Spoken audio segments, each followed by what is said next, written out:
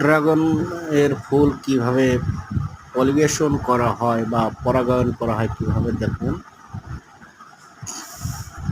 এই ফুলটা রাত 9টার পরে খুব সম্ভবত ফোটে। আমি নিজ হাতে ফুল পরাগায়ন করতেছি। এতে ফুলটা এ গ্রেডের হওয়ার সম্ভাবনা থেকে বেশি।